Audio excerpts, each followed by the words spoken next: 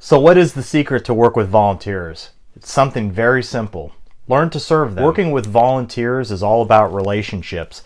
Like in any relationship, it's not going to mean much if it's all one-sided and it's all about trying to find some objective or corporate goals or what I want.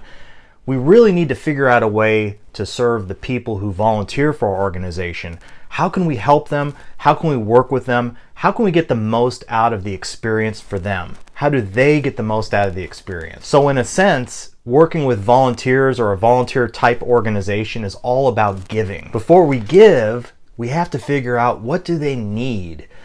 Finding out what our volunteers need is all about listening. Let's listen and see exactly what they need. The best listeners we've seen are the ones that honor those that they listen to. So they're actively listening to see exactly what does that person need. How can I help them? That's the thought.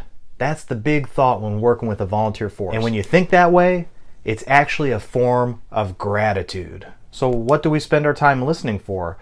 We're really listening for what are their basic needs. What are the most basic needs? One of the techniques we used to use, and this is just a little technique if you're a leader of volunteers, is before we would go into a meeting, because the volunteers I worked with were all in different various meetings, I would literally sit there in the car and think two questions. First question is, how can I honor the people who are leading the group? That's really important. We've got to get in the right frame of mind. How can we help them?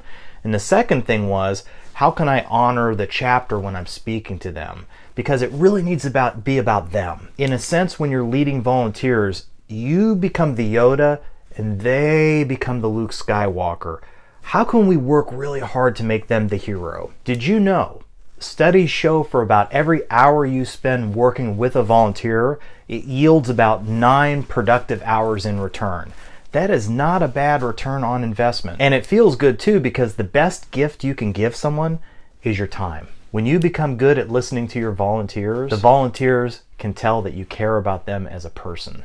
So no matter how busy you are, no matter what's going on, one big no-no: don't ever ghost your volunteers. Emails, electronic communication, Facebook messages, phone calls. These are all things that we need to be very responsive to, because when we're responsive, it shows that we're listening and we're willing to listen and we want to listen. So listening with positive responsiveness and trying to figure out with the people that we're working with is what do they really need and how can we serve them is really what it's all about. Good listening is a form of gratitude. And when you're grateful, it shows that you care about them.